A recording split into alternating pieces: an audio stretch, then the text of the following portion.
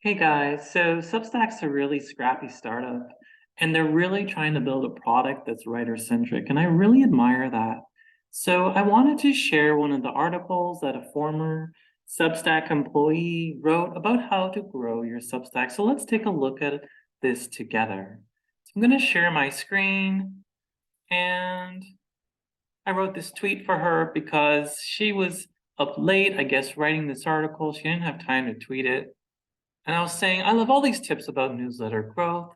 So useful to think like a Substack or former Substack employee and a PR expert. So this isn't nobody else but Lulu Chang. She was head of comms and PR at Substack until recently. Let's take a look at her article. So her article is on her newsletter called getflack.com. And it's really cool. It's kind of talking about PR, but it's also for creators and CEOs and anyone who's managing basically a brand or a personal brand. So I found this article really on point, How to Grow Your Newsletter Audience, a guide to prompting your Substack from the head of comms of Substack. So maybe she'll come back, I don't know. When I had the privilege of being Substack's first head of comms, my primary job was helping writers promote their work and grow their audience. So all of Substack's employees, they really want us to win. And I really like that culture of support. And, they're writing experts and they're builders in their own rights. A lot of them are from startups that have been acquired by Substack, and they're kind of dedicated to really helping the whole thing work out, right? Because they don't have the money for a dedicated marketing team. They don't have the money for fancy ads or a fancy app. They're kind of really a startup, a new media startup. So they have these people, these writers who are building networks, but they're only taking 10% of the revenue, right? So this isn't like it's a huge startup. It's just a few people. They had job cuts like everyone else in technology. And so Lulu's advice is really sound, right? She talks about the personal brand, and she talks about your value proposition. Launching a newsletter is like launching a new potato chip flavor, she says. Oh, that's funny. And so she mentions like others who've done it really well, how the recommendations are really working out for people like Casey Newton and Doomberg and Lenny. Lenny, the podcaster on product, he's awesome. He's already in the top 10 on Spotify in technology, I believe. Get your mind right. Your newsletter is a startup, and you, as the founder, are your own chief evangelist. So she's saying, be really confident and bold about what you're doing, and other people will kind of listen to that, right? So I like her confidence and her swag, and it sort of rubs off on this post. And so here she's talking about the settings, about how it's all really important, like the publication name. And it's funny because Matt Tappy literally called TK. Okay, short descriptions. This is the one-liner. Categories, these are the tags to help readers discover you. So in your Substack settings, I believe now Substack advises you to choose 2 tags. So for instance, for my flagship newsletter, I chose technology and business. For you, it might be anything else. A lot of interesting culture writers, a lot of interesting sports and food, comics. It's amazing the diversity of newsletters on Substack. So here she talks about the About page, and this is super important. Introduce yourself, explain your value proposition, and clearly state what subscribers get in return for inviting you into their already crowded inboxes. This is so true, guys. The average person has probably like 100 to 150 emails a day, right? So just getting them to transfer your newsletter out of their promotions tab on Google, on Gmail, into their whitelisted main box is super important. Otherwise, your open rate's gonna plummet. Anyways, she talks about the welcome email. Personalize your welcome email to your new readers. Thank people for subscribing. That's totally advisable. I use the emoji, the prayer emoji. Point them to any notable posts you started. I really like that. I really like when people put their best work in their About page. It just sort of builds synergy. Oh, I really like how this person writes. Therefore, I'm going to subscribe. I might even join as a paid subscriber if I really, really like them. Ask them to move your email to the primary inbox. The best way to do this is actually to do a little GIF where you visibly show them how to do it. Some people on mobile or desktop are not really sure. Oh, you just drag it literally, or you whitelist them. Anyways, I've seen people use the GIF. I really like that. It's very visual. It's not so hard to set up. Email header and footer. This is super important. A lot of newsletters don't optimize their headers and footers. Put links there that you want them to go to over and over again, right? So I do Palette, which is the company that integrates kind of a job hub. It's called a talent collective. So my Palette link goes in my header for sure. I also link other newsletters. Like if you have more than one, I try and link them in the footer. And these are things that people will skip over, but some people will actually click on those links too. So it's just like links that you want over and over again, or messages of thanks and gratitude.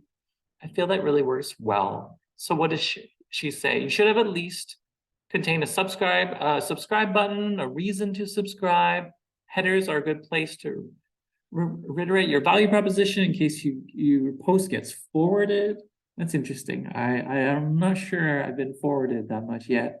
Footers are a good place to invite people to share or subscribe if they like what they just read. Yeah, I do that in the body of the text, and my reason for being is it's in the body of the text that you're really immersed in the person's content, right? So that's where I would actually put the share button. The footer, yeah, definitely links to other newsletters is where I like to do it there. Strategy, frequency, how often should I write? Ideally, at least a week. So Substack has shown data that the key metric in all of this is being able to produce the content consistently, right? Week after week, month after month. The vanilla newsletter will start with a paid option. We'll have one free and one paid 50-50 ratio. That's your baseline. That's what everyone should have been kind of doing at the beginning. And the reason of offering a paid at the beginning is some people will actually support you just because they resonate with your personality or your topic. And the founder tier can be rather lucrative, right? It's more than your 1 year tier. It's typically double. So let's say your rate is $8 and then it's $80 a year. You're founding, they could just give you $150. And honestly, it's the motivation. Doing that right from the beginning, it's the motivation that some people really love you. You have super fans, and that does wonders for your mental health, right? Because it's kind of a grind at the beginning. You're not seeing maybe the success you wanted to in the first few weeks. Everyone's journey is different. It takes a long time. It's a long game, and especially plan to do this for a couple of years until you really see the full potential of your newsletter, right? So some people, they don't have much traffic, and then all of a sudden it starts to compound or something happens. Someone recommends them or they go viral. And these things really do happen, right? Every creator's journey is going to be different, but so the length and the format, there's no right answer. Some people break up their newsletter into links and mimes and videos, and I like embedding tweets. I find embedding tweets is a nice way to provide a link, but also to provide a visual cue. And I wish you could embed other things. You can embed YouTubes, of course, which can work pretty well. Some people will actually click on the YouTube, not that many. And now finally, Substack has link attribution, so you can see what they're actually clicking on. I would definitely put the subscribe button. If I wouldn't really put it in the header, but I would put it near the top of your content, right? Because you want to signal that this is what you do, you need support. And I would do that in every article, because the more people that click on your subscribe button, the more people are actually going to convert. And it doesn't even have to be that high. It's just having regular new readers and new subscribers, because people are going to be churning automatically from your newsletter, right? People are leaving every day. I don't even go there. I don't even look at those stats because it's so depressing. You see this red graph going down. You're like, oh my God, people are leaving all the time. I have to grow faster than people are leaving. And so it's kind of funny, right? It's kind of like a game. You're trying to attract new readers and convert new readers because some people just don't have the time to read you. They might have planned to read you, and then they discover, who's this guy I'm paying? Oh, I better get rid of that. So that's the real world. We hope people care, but people are busy. People have 100 other emails, and maybe 20 to 10 to 20 other newsletters that they're following. I mean, what are the chances that they're gonna necessarily be reading everything we write? So metrics, don't get caught up in the open rates or the click rates or the conversion rates. Yeah, I sort of agree with her. I don't really think, I think if you focus on the quality, one thing does sort of lead to another. I'm just the OCD type of person that I'm always going to be checking my stats. And if I have a topic that bombs and I'm like losing subscribers, I might think twice about covering that. Doesn't always work out because I love covering accountability journalism and antitrust. It's just not a very popular topic for my audience. Um, readers, reader service, make it rewarding to be a subscriber. Oh, I like her way of thinking about this. You can offer a sense of community, hold fun contests, um, make it kind of like more comment friendly, build a community, right? So Substack is all about, oh, it's not just a newsletter, guys, build a community. And then people are like making discords and stuff externally. No, but seriously, there is this thing called Substack chat, which in the app, you can have running dialogue interactions with your readers through the Substack chat feature in the app. So there are glimmers of real community, and some people are just amazing, right? Some people are just natural community builders. They scale into real life events, and they have many people around the world hosting their events. Like it's crazy. It's crazy what some of these people are doing. They're holding seminars, they're holding Substack Meet one-on-ones. So it's really exciting actually what's going on. The diversity of approaches that newsletter creators take is really awesome and creative. And I'm seeing a lot of creativity. Whether to charge, I suggest having paid subscriptions turned on right from the start. I do too. I think it's great. And it's primarily motivational, right? It's not like you're going to make tons of money right at the beginning, unless you're like a published author or like a TikTok influencer or a YouTuber or something. But turning it on right at the beginning, you get a lot of positive signals and you get feedback on what works and what doesn't work and the kind of people that really want to support you, right? So it might not be who you think, and it might be for reasons other than you expect. Some people are just supremely generous when they find a kindred soul out there in the world. And so having a paid really gives you another added motivation, right? Maybe you want to create content, backstage pass content for that paying audience, even though you don't have that many paid subscribers. It gives you another reason to write during the week, right? Maybe you want to write one free article a week and one paid article every 2 weeks. Something like that could really work and could be sustainable over months and years. How much to charge? So price points varies by audience. It actually varies a lot by category. So, some people, they will write financial or investment advice and they're charging $30 or $100. Some people, they're offering like job tips that are really specialized in like product or software engineering, and they're charging like, 1,000 a month or whatever. And there's a reason why they're charging that. Like people will actually pay that.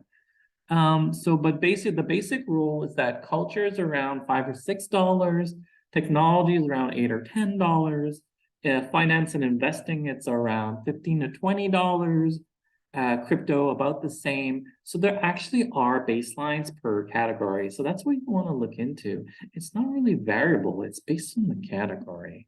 So she states, okay, Ryan Broderick charges Garbin $5 just for garbage day. I mean, think about it too, right? You're giving 10% to Substack and 16% to Stripe. So you want to convert more yearly subscribers if you can, rather than monthly. And good luck getting yearly subscribers in a recession or when people feel economic scarcity and uncertainty. These days, all I'm getting is monthly. And it's understandable. So what I happened to do, I raised my monthly charge from $8 to $8.50, and then I lowered my yearly charge from 80 to 74.99 or something to try and incentivize those yearly, because those yearly is how I live, how I pay my rent. All these monthlies, it's going to give me like a bonus income, but it's not really going to move the needle in my life. I don't know about you. So if you do charge, you should still make your best post free. This is a really good point. So the way newsletters grow is through attracting new audiences, right? And if it's behind a paywall, it's going to be difficult to do that. And for every paywall post, like with a free preview and a paywall blog, you're literally sending some of your readers away. They're just like, what kind of scam is this, right? And they're like hitting the door and they're churning. And if they're doing that, that's probably not your audience, right? If they're really into what you're writing, they'll be patient for those really good free articles. And it's up to you to find the balance between free and paid. And that can take a lot of experimentation. What I find works is actually doing the paywall at the 50 to 60 to 70% range. So the paid readers are getting your bonus at the end, and you're still providing a lot of value for free readers. I think that's the ultimate compromise. But having a lot of your best work free means you're attracting the right people. So you want your top of your funnel to be as good as your lower funnel, where you're actually converting people from free to paid. So she makes a lot of sense here. It's a little bit like what you would hear in Substack Grow, which is their summer seminar. Highly recommended. A lot of case studies, a lot of your usual writer workshop sort of things, bake growth into each post. So this is maybe the most interesting part of her article. She breaks it down into title, body, and CTA. CTA is your call to action. So a lot of call to actions aren't really done very well on Substack. So a lot of writers have longer blurbs accompanying their Substack button describing how their independent journalism is only made possible. And there are people that do this well. People have different slants, different ways of signaling what they're doing and how it's valuable and why we should support them. And they all have really valuable reasons for doing it. Ultimately, though, it's the quality of content. And if the person resonates with the topic and the information provided, if they find value, they're gonna subscribe. Don't worry about it. And don't even worry about your conversion rate that much. Because what I've found is that it's really variable in category, in topic, and in relation to how well known you are, right? So if you're an established influencer, there's this young woman who's a TikTok essayist. She's brilliant, and she has these diehard fans on TikTok, right? So when she made her Substack, she immediately made a killing because those people are so loyal, right? They show up to her TikTok rants and her videos, and it's so intimate, it's so immersive, it's so psychologically beautiful, actually, the relationship between listener and creator and reader and writer. And she's translated that into Substack essays on mental health and Gen Z issues and feminism. And, she's the internet princess, so I hope you understand. Anyway, my point being, your conversion rate's going to be also variable to sentimental dynamics, right? Are they a likable person? Are they charismatic, right? I might not be the most charismatic person for people to, like my personality. So I might share value in other ways, and that's perfectly fine. We all have our way of offering value in this world. And in the creator economy, you see the entire spectrum, right? You see people who are really into the news, other who are really into op-eds and like speculative essays that are like 10 minutes to read, like, wow, okay. Then there's others who are really into like graphs and visual branding, and that does super well on Substack, right? People don't have much time or attention. So if you look pretty on the outside, it's part of the game. A lot of those things matter. So people have as many ways to attract paying readers as there are Substacks. It's literally incredible. But her advice is pretty on point. Post settings, share on Twitter, SEO. A huge SEO tip is actually sharing on websites with human feedback, right? So like Reddit or LinkedIn, where there's actually people commenting, people engaging with the content, and creating value that is actually shareable and that people would want to comment on, right? So maybe you're stirring the pot a little, maybe you're pushing their buttons, maybe you're talking about something like political that people really care about. In the US, they're so diehard about their duopoly political system. It's a little bit confusing from the outside. Okay, red or blue states, they vote the same every time. What are they possibly talking about, right? And then you read their political rants, and it's just so colorful and just so crazy, so like controversial and conspiracy theory laden. It's like a form of entertainment. And you realize it's all about entertainment or education, the edutainment.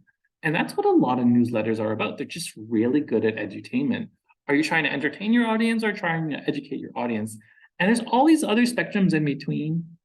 But honestly, I think it boils down to just those two things. I think a lot of what's happening online is strictly education or edutainment. And if you go on TikTok, you experience the same thing. A lot of the viral TikTokers you're actually learning something from them at the same time as being entertained. And I think Substack is no different. Big swings, take them. Invest time in writing one outstanding post instead of 10 mediocre posts.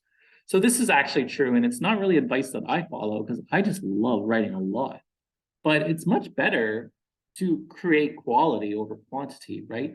Because that quality, that has a greater chance of being shared, of being respected by your peers and others who might recommend your newsletter. It might go viral on Twitter or LinkedIn or somewhere else, Hacker News or Reddit, or all these other places where you might be sharing your work, Facebook groups, niche groups, where your topic is really talked about and where people congregate online that really relate and resonate with the niche that you're writing about. So her advice makes sense. So she's not writing every week even, she's just writing when she can find the time, right? I don't know if she's a new mom or what, but I wouldn't be surprised. So promotion gateways, networks, and platforms create gateways. So where does your target audience intellectually reside? Is it Twitter? Is it TikTok? Yeah, there's a lot of places that people hang out these days because social media is kind of fragmented. I get a lot of my traffic from Google and Reddit. So if I post on Reddit, it's boosting my SEO, making me more findable on Google. Those are the targeted readers I want. They're the ones that convert. Besides Substack, my best conversion comes from LinkedIn and Google, hands down. But it's all those other things that I'm doing that enables that. But if I was writing about politics or even culture, I'd probably be on TikTok. Politics, I'd definitely be on Twitter. So it's like every category is really specific to all these gateways. And I wish these Substack employees pointed that out. But they usually point out things in a fairly more generic way, which is interesting. But depending on your category, it doesn't always make sense. People collaborate with influential people in your field. This is a huge thing that Substack has found. So they find the writers that do guest posts and cross posts and letters together and podcasts and go on podcasts and do listicles with other writers. All of these things compound because they also tap into Substack's recommendation engine where you're recommending your peers and you're not seeing them as competitors, but you're seeing them as valued friends who are growing along with you on the journey. Maybe they're part of your cohort in the sense that you started newsletter writing at the same time. You don't want to be recommending superstars. You want to be recommending peers that are in the same level as you. So as they grow, you're growing. And of course, you want to collaborate with them. Of course, you want to be having backroom chats with them about what works and what doesn't work. And you want to be doing guest posts with them and all those this collaborative platform that Substack has created is one of the best features. The creator economy is diverse and inclusive and incredible in terms of the network. And the network is what matters. So spending some of your marketing budget or your marketing time on other people, I think is a huge investment. I've gone on LinkedIn and Medium and tried to get writer referrals. It doesn't always work well. But the point is, it's the writer referrals also stack because when they make their Substack that's connected to yours, they're automatically recommending your newsletter. So getting recommendations works both ways in terms of top down and bottom up. And so this people thing, it's so beautiful. And I love it that Lulu has mentioned that. And it's really one of Substack's golden points, right? Like when I did Substack Grow last summer, I guess it was the second cohort that they did it. That was the main takeaway, right?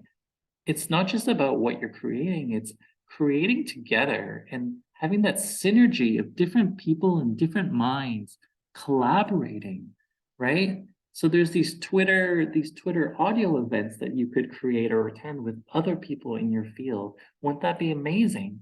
Maybe making Zoom calls for your paid subscribers, bundling it with other creators. There's a lot of possibilities for collaboration. Maybe you want to set up a YouTube channel with one of your peers. Maybe you want to do a podcast with one of your peers, right?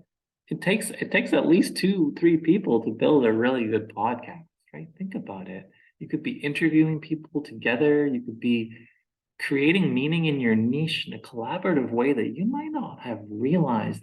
You're a solo introvert writer just creating a newsletter? No, be like Lulu. Collaborate and influence with influential people. And there's a lot of influential people. A lot of the influencers on Substack, they're actually really legit authors, right? So they have books out. They're like, oh, look at my Amazon. And you go to their Amazon, and you're like, oh my God, they've written like 6 books in the last 5 years. How is that possible? So a lot of the influencers are really popular on Twitter, on LinkedIn. And so maybe they'll retweet your work. Maybe that guest post that you do on their blog gives you some added traffic. Maybe that cross post that you do on Substack really boosts that younger writer. So this collaborative power is really untapped potential. It's not just the recommendation network, it's all those other things that come with it. And so the recommendation feature, they started this in April 2022. It scaled very well for the top creators in 2022. In 2023, I expect that more mid-tier creators on Substack are going to benefit from the compounding effect of this, right? So the bigger your newsletter is, literally the more people are recommending you. The higher you are on all these top category lists that people are actually maybe discovering you on. Oh, you're a top 100 technology writer in AI? Oh, you're only one of 4 other people. Maybe I should be checking you out, right? So all of this compounds. Of course, these people that have been doing it for 3, 4 years, they have a head start. They have much bigger followings. Congrats, for Gurgly or Lenny or these other people who have now thousands and thousands of paid subscribers. The political writers, they're even better. They have tens of thousands of paid subscribers, if not hundreds of thousands. And that's just amazing that Substack, the newsletters that have kept on doing their Substack, they see the rewards later. And it's just like, I'm sure there's others that quit that are just kind of kicking themselves. Endorsements, guest posts, special offers, pro tip. If you're on a different newsletter platform, you should switch to Substack. No, Lulu. No, Beehive and Substack can really have synergy together. Why not tap into other recommendation engines, right? It's not a competition. It really isn't. Twitter doesn't replace Substack, and Beehive doesn't replace Substack. And certainly LinkedIn newsletters get me a lot of inbound traffic. So sorry, Substack is amazing, but I would never have my home only on one platform. That's just not possible as a newsletter creator. Twitter is a huge thing. I hate Twitter. I despise the toxic sentiment amplification, but I've realized that because Substack has such an inbuilt synergy with Twitter, it's kind of stupid to run away from Twitter just because of Elon Musk or because you hate it. It's kind of like worth doing just also for the exercise because you see all those writers there, you see all the journalists, you see all the newsletter creators there, especially in politics and finance and investing and in crypto. Those 4 things are just so huge on crypto. It's just unbelievable. If you're a political journalist, you have to be on Twitter. It's like a must-have. And so mainstream journalists are really there a lot. So I wouldn't really bother with Mastodon and Post News and these other places. Twitter is still so important. And almost whatever your niche is, Twitter can help. I mean, If you're more creative or culture oriented, I definitely build it on TikTok. TikTok is way more entertaining and relatable. Twitter, I mean, even for my technology, Twitter is not that good. I mean, if it wasn't for the OpenAI and the ChatGPT stuff, my Twitter would be entirely dead. So it's like I'm not really getting much benefit from Twitter, but I can see the rewards later on if your account was bigger and blah blah blah. So she talks about Facebook and Instagram. I can't speak to that. LinkedIn, I can really relate to LinkedIn. LinkedIn has really tried to become a better feed with AI, and it's tried in its own way to be creator centric. I would say it's probably failed at doing that, but A for effort, LinkedIn. Even though it's so fucking cringe, it's unbelievable. Email, include a link to your Substack. Signature, fair enough. Fair enough. Springboard off top, big moments. Yeah, this is really key. So this whole idea of like writing like anniversary posts and thank you posts and here's what I do again posts and all those kind of big moments as a creator, I think that's really worth doing, especially the yearly anniversary posts, at least to show your readers what you've been up to, the growth you've experienced, some of the ups and downs, some of the challenges, because it's kind of humanizing, right? Like we're all just creators or people or readers or writers, just kind of playing around, basically. News hooks. Okay, so here she's really putting her PR insights into practice. So when something happens in the world, especially on Twitter, a lot of creators leverage that for more traffic, right? So think of the SBF or the ChatGPT. I write an AI newsletter, and so many AI newsletters have joined since the ChatGPT went viral. Oh, AI is becoming useful. Now, I don't really believe that, but Twitter tried to make that into a believable thing. I mean, Elon Musk was a co-founder of OpenAI, right? Which is the ChatGPT product sponsored by Microsoft. So of course it went viral on Microsoft on LinkedIn. Microsoft owns LinkedIn. So anyway, the point being is there's a lot of PR in the news cycle that you can really tap into. So the SBF downfall, there were Substackers that made a living basically. In politics, you remember the Twitter files that Elon Musk helped with the Substack writers? The Twitter files was kind of like, okay, but it was a major event for Barry Weiss and her new newsletter and all these other big wigs in politics. Oh my God, they increased their Twitter accounts by hundreds of thousands of people. So that's like millions of dollars of revenue to those few people that got the benefits of that Twitter Files event, right? So it's not even news hooks. I would say it's PR cycles, right? Cycles of PR at news. And you can tap into that. If you're covering a topic really well, you want to cover the breaking news, right? You want to cover what's on everyone's mind. Oh, Bitcoin has gone up 50% this month. Well, maybe it's worth talking about again, right? Maybe the crypto winter is over. And so there's so many of these little stories that pop up that really capture the public imagination. And tapping into those and telling those stories, like when the Ukraine war started, right? It was incredible. People were covering it 24/7, and you wanted to follow those people, or those people who were really into, COVID conspiracy theories. They became super popular during the beginning of the pandemic, right? Because a lot of people didn't want to believe this was real, right? So they would read those people. And so with every news hook and PR event, there's all these permutations of what's possible in terms of the public opinion spread, right? So there's people that know how to exploit that stuff, right? I'm not advocating you do that, but that's what she's talking about.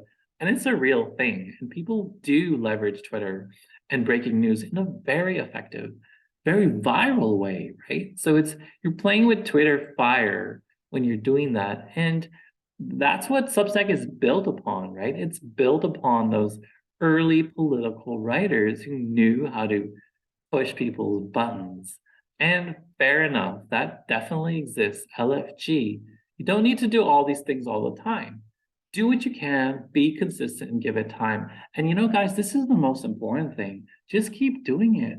keep trying to love what you're doing and write in your niche and keep trying to grow not just your audience, but the quality of your content. Maybe you stumble upon a format you really like.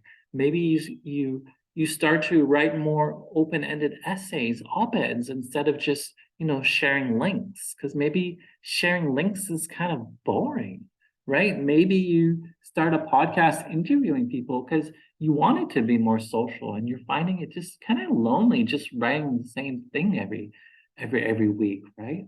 So there's different ways to change up the format and to evolve the quality of the content. Maybe you have a friend or someone that can help you edit the work. Maybe you want to add little video snippets in, you want to embed tweets, you want to add emojis, you want to add subtitles and more varied variations in the white space. So even the visual design, maybe you want to hire an illustrator or brander, or you want to use one of these text to video prompters to create imagery in a more personalized design. So all these things really matter. And just being consistent, you sort of learn as you go and you sort of develop something that you end up really liking. And just by really liking something, you'll probably keep doing it. And just by keeping on doing it, you're going to get more people recommending your newsletter. And when you do that enough, you'll see that you'll have compounding growth, right? So you'll go from maybe driving 5 new people a day or 1 to 2 new people a day. Eventually, that's going to be 30 or 50 or 100 people every single day discovering your newsletter. And what does that mean? Even if you had a 1% conversion rate, okay, which is sometimes mean, I'll get maybe 60 to 100 followers in a given day, and maybe one of them will become a paid subscriber. But compound that every day of the year, in a couple of years, I might be okay. So you see, it's this really long game. And it's not to say that, Substack, its thing is, oh, you just need paid subs to make a living. That's bullshit. That's totally bullshit.